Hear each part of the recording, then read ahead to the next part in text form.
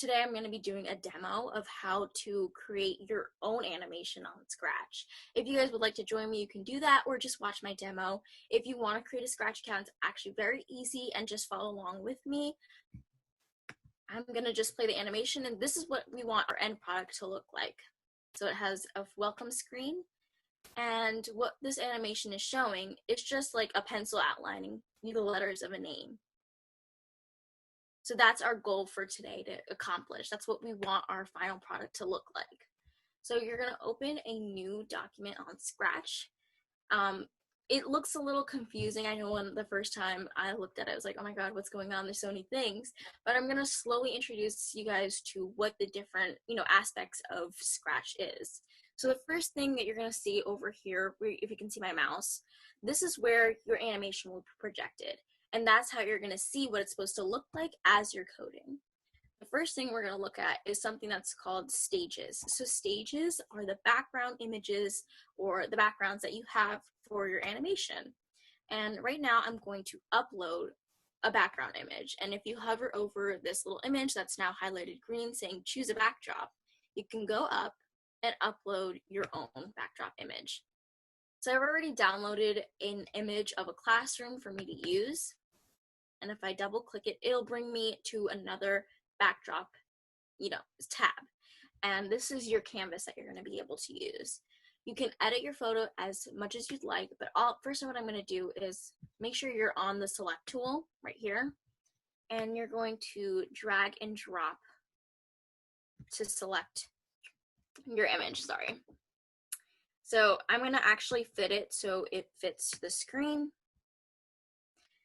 So the next thing that we're going to do is go to the text box. So what we saw in our first demonstration is writing a little bit of a message on your whiteboard. So please write your name on your paper just to, give a little backstory about what your animation is about. So I'm just going to I'm actually going to change the color first because I want it to look like chalk. And I can also change the font. So you're going to put welcome. And once you click off of it, you can change and adjust the size to however you want. I made it a little bit bigger, and then I centered it. And then you can write another text, and I'm going to say, please write your name on your paper. And I'm going to press enter right here just so I can have it a little bit more centered. And I'm going to enlarge it as well. So you can write anything you want on your whiteboard or anything you want on, the background in general. But I just wanted this to be my initial background so that it prompts the people who are watching it, our audience, to understand what this animation is about. I'm also going to, if you can see up here, if you go to costume, you're going to rename your image just so it's a little bit easier for you to follow as we continue coding. You'll see later how that's a little bit more important. I'm actually going to delete this first backdrop because that's not needed. So if we're going to go on and upload our next backdrop, we're going to go down to this bottom left corner and say choose a backdrop, and we're going to upload another image. The next backdrop that we had was the lined piece of paper. So we're going to make sure that we upload that image. You press open. And we're going to do the same thing that we did last time. So I'm going to select the image and adjust it to how I want to see it on my canvas. And I always use this little box over here, if you can see where my mouse is, as a reference point to see what, our viewers will be seeing as they watch our animation take place. I'm not going to do anything right now to my backdrop, but I know that I want to rename it so it's easier for me to follow next time. So I'm going to name it lined paper. So when we're coding, it's a little bit easier for me to select what backdrop I want to be coding about. So we finished both of our backdrops, and we're going to move on to something called a sprite. I'm actually going to keep it at lined paper. So what sprites are the little characters that are going to be on our animation. And if we go back to our demo video, you're gonna see that it has, it's gonna have letters, and that's what's called sprites. And that's the little, images that are gonna be interactive on our canvas and on, the backgrounds. So each of the letters and the pencil will be considered a sprite. And to create a sprite, you're going to go to the bottom where it says choose a sprite, and you're going to press the paint tool. So each letter of my name is a different sprite. So I'm going to create 5 different sprites. So each of them can be a different letter. So hover over it and then just press paint.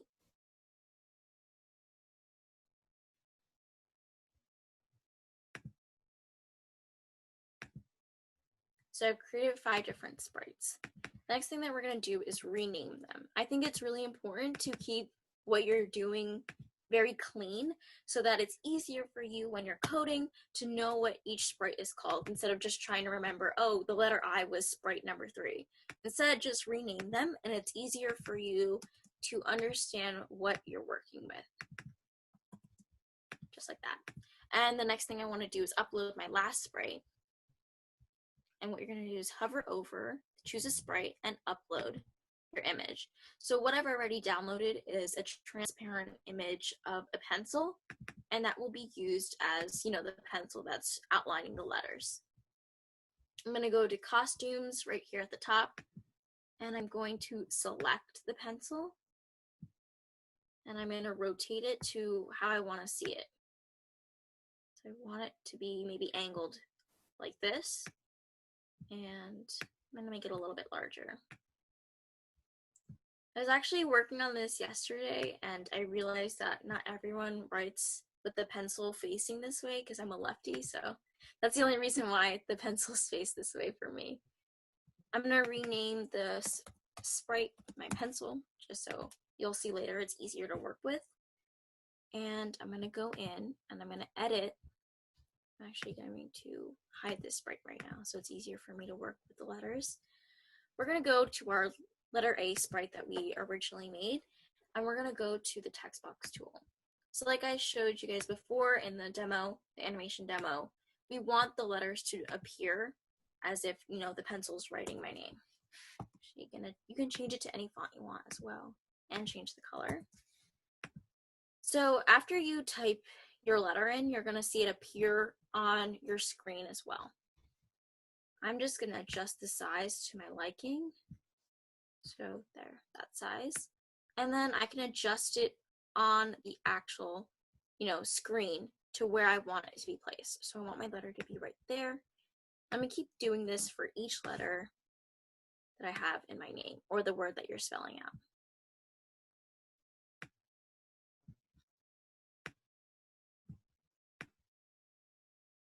So keep doing that for each letter.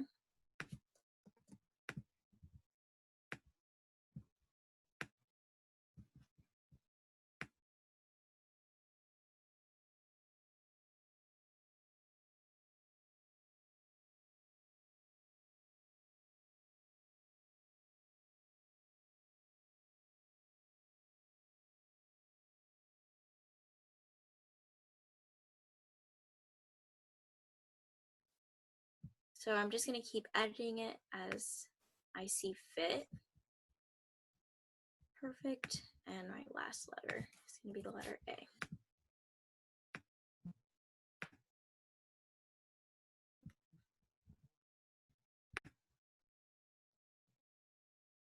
Now that I've completed all my sprites, the next thing that we're going to do is start coding.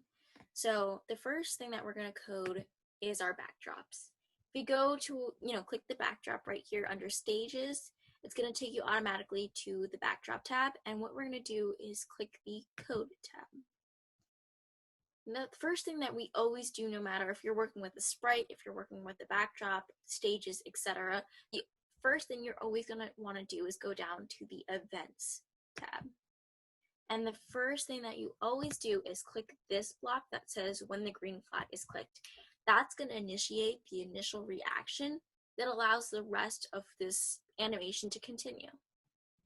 So once we do that, I'm actually going to double check. Okay, once we do that, we're going to go down to the look tab. And what we want is when that green flag is clicked, like I'm going to go back to this animation, when we click this flag, you're automatically brought to your first backdrop, which is the classroom backdrop. That's what we want to do here as well. So you're going to go and click the switch backdrop to, and you're going to go to the drop down menu and click classroom. So that is our first backdrop. So when we click the green flag, that will appear. And what we want is that backdrop to be there for a total of, let's say, 6 seconds, just so it allows the people viewing our animation to read what's on the whiteboard or understand what's going on in the first backdrop. And we're going to go back to looks, and we're going to switch the backdrop to our second backdrop, which will be the lined piece of paper.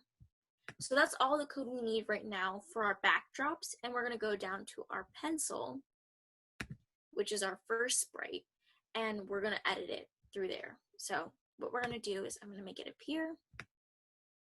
I want my pencil to come in and trace my letters, right? So what we're going to do first is kind of drag our pencil off the screen as much as possible so it's not as visible, because that's what we want as our initial point. So what we're going to do is when we click the pencil, like I said, the first thing we always do is when the green flag is clicked. That's the first block. You're not going to be able to do anything else without having that initial block in place. What we want our pencil to do is initially hide itself as we're able to read the first backdrop. So if we go back, I'm going to play this again. You don't see any pencil or the letters in my name. That's because we're hiding our sprite, the image that's being interactive in the next clip. We're hiding that until we want it to be shown. So we're going to wait 6 seconds for our initial backdrop to occur, for us to be able to see what's going on. We want to have that 6 seconds of uninterrupted activity so you can read what's going on. So we have it hidden for 6 seconds, and I'm going to go back to look, and after that 6 seconds are done, I want my pencil to show up and start doing the job that it's supposed to do. So we say hide for 6 seconds, and then it's going to be shown. What we want to do after that is go to our motion tab. This is really important to tell the computer or to tell your animation what to do exactly. So as you can see, I clicked this block right here that says go to the X coordinate and the Y coordinate. What those X and Y coordinates are is the exact location of where my pencil is. So if you can see, I'm going to move the pencil right now. I moved it across the screen. All of the XY coordinates have changed inside the blocks. So every time I move my pencil, no matter what I do, it will change along with it. So it corresponds with one another. So we want our pencil to slide in and hit the first point of our letter. What we want to do is have that transition very smooth. So we could tell it to go to the X and Y coordinate, but that's going to look very choppy and it won't look smooth. So what we're going to choose instead is this block that says glide 1 second to the X coordinate and the Y coordinate. But what we want to do is change the time to 0.5 seconds, just so it goes a little bit faster and it looks more, realistic. So if we glide to our first location, our first point in our letter, that will look very smooth in the transition. You're going to want to, not the letter, you're going to want to select your pencil. Go back to my pencil. You want to move it to the second point of your letter. So what we're trying to accomplish is make the pencil look like it's drawing the letter. And to do that, you need to stop at every point your pencil would stop to create a letter. So that's why I stopped at the top, the tip of the letter A. And like I said, it'll change my X and Y coordinates automatically. As soon as I move the pencil on the screen, it will change my X and Y coordinates. So I'm going to do that for the bottom part of the letter. Then the first dash or the line in the letter A.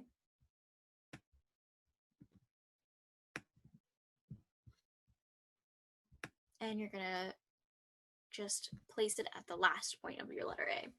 So if you can see right here, I'm going to actually test it out for you guys to see.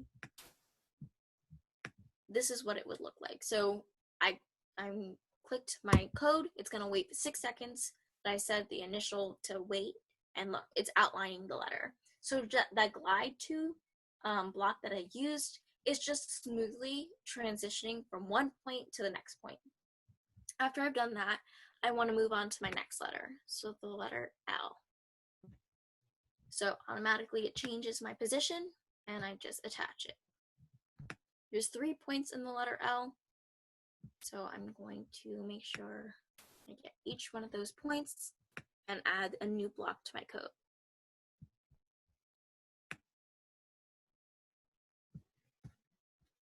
So keep doing that for each letter.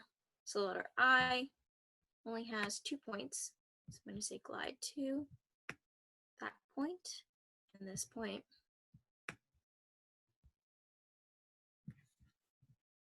The letter N has 4 different points.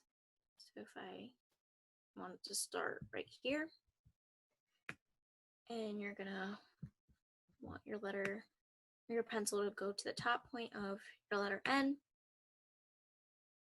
attach it to your code, and continue doing that for each point that the pencil needs to stop at.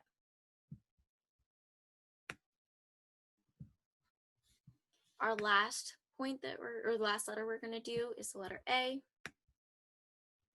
I'm going to move my pencil on the screen to where I want it to be. And it's super easy for you to just select your next block and attach it to the code, and everything is automatic. So as soon as I click it to this new point, it'll adjust and update the X and Y coordinate like I said before. And I keep doing that. And I'm going to move it to the last point. Okay, so we've completed where we want it to actually be writing. And what we want to do, as we see in the demo, is that we want it to slide out of frame after we finish that. So if I'm going to select my pencil, I'm going to want it to move out of frame. I'm going to try to keep it the same X, horizontally the same distance. So kind of just move it out of frame as much as possible. And once you do that, that'll be our last location. So we're going to do glide to our last location. So I'm going to click that and drag it. Perfect. So I always like to make sure and double check right now if my code is correct. So all you have to do is tap the code and it'll highlight it yellow. And we're going to see if it worked properly. So again, it's hiding for 6 seconds and then it's going to show up.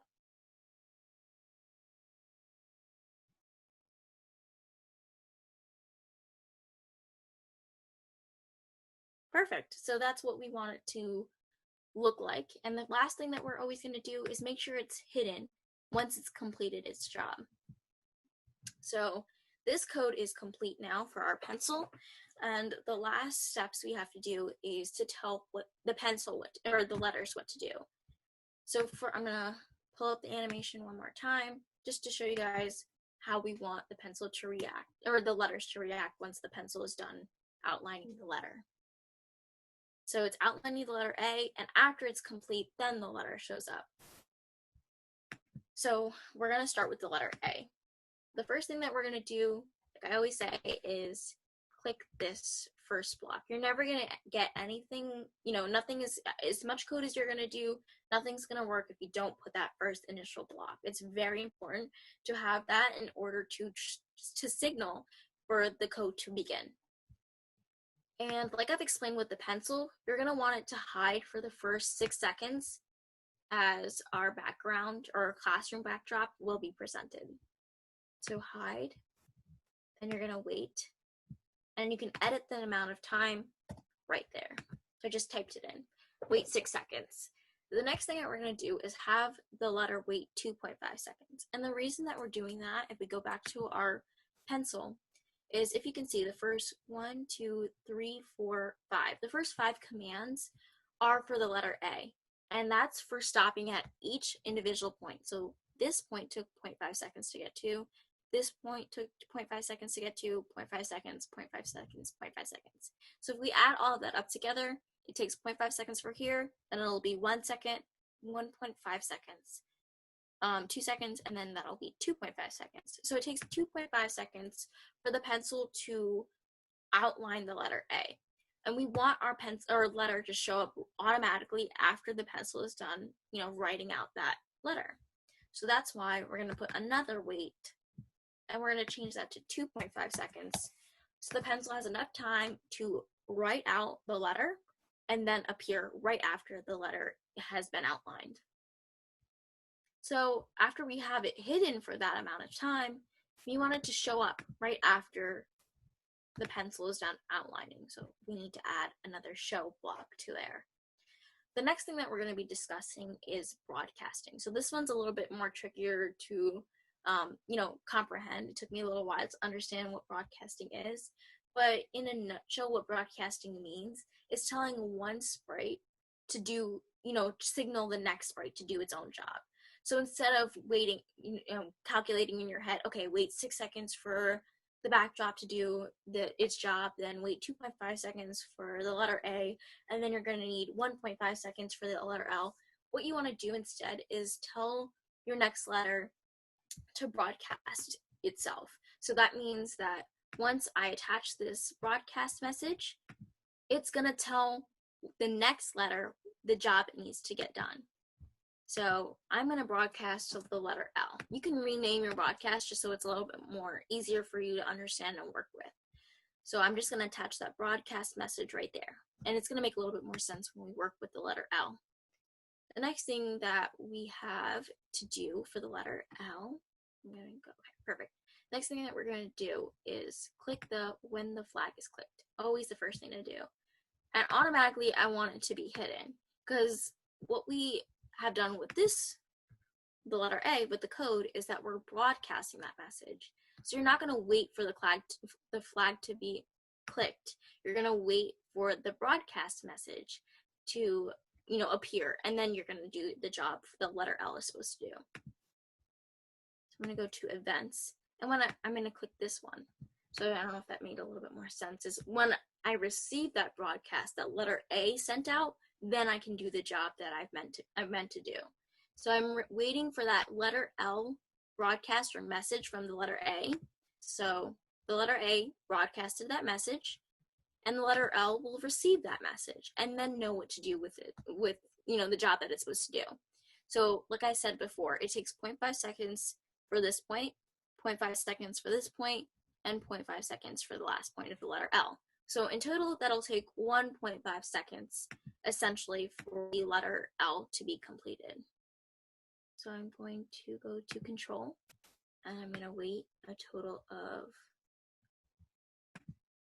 1.5 seconds. Once that is complete, I'm going to go to Look, and I want it to be shown, just how we did with the letter A. And we're going to broadcast the next message for the letter I to be activated. So I'm going to make a new message, letter I, press OK, and then the next thing we're going to do is go over to the letter I sprite and work on the code for this.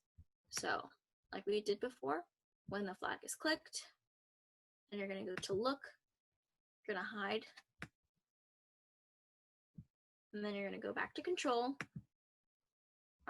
You're going to go back to Event, and you're going to, when you receive that broadcast, that letter L put out, letter L broadcasted the message I, you're going to receive that broadcast from I, and it's going to activate what the letter I is supposed to do. So the letter I needs to wait 1 second because it takes 0.5 seconds for this point to be hit and 0.5 seconds for this point to be hit. So that in total is 1 second. After that 1 second, we want our letter to be shown. And then after that, we're going to broadcast the next letter to be activated. The next letter is letter N, so I want to rename our new message letter N. After that, we're going to go back to our next sprite and do essentially kind of the same thing. So when the flag is clicked, you're going to hide. And when I receive that message, make sure I renamed it. Yeah, so when I receive that message N, I'm going to wait 2 seconds because 0.5 seconds here, 0.5 seconds here, 0.5 seconds here, 0.5 seconds here, that totals to 2 seconds.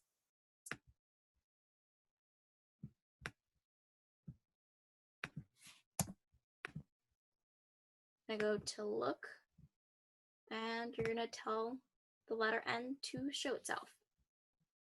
I'm gonna go back to events, and you're gonna broadcast the last message. The last message will be to activate the letter A, and I'm gonna go to my second letter A. Again, first thing that you're gonna do is go put that first block, always gonna use that block, and I'm gonna hide the letter A until I want it to be shown. And I'm gonna go back to events, and then I'm gonna say when I receive the letter A message that letter N just put out, I'm gonna wait 3 seconds because each point takes 0.5 seconds, like I've said before. And you're gonna drag and drop this box right here, the block, and then put 3 seconds, and it's gonna show itself. Okay, so essentially we've finished all the code for this to properly run, but something you always have to do is double check your work. So I'm gonna make it full screen, and I'm gonna press the green flag. And if we did everything right, hopefully it should work.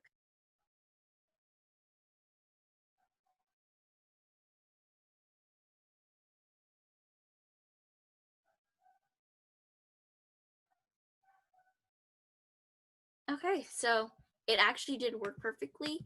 And I think something that I always do, that doesn't always happen, because I know, like, whenever I used to do my projects, I'd have to do, run through it multiple times and kind of go back and see what I did wrong. So it's perfect. It's great to do, check what you're doing as you're doing it, just so you know what you have to fix along the way. You don't want to wait all the way to the end to see if you did something wrong.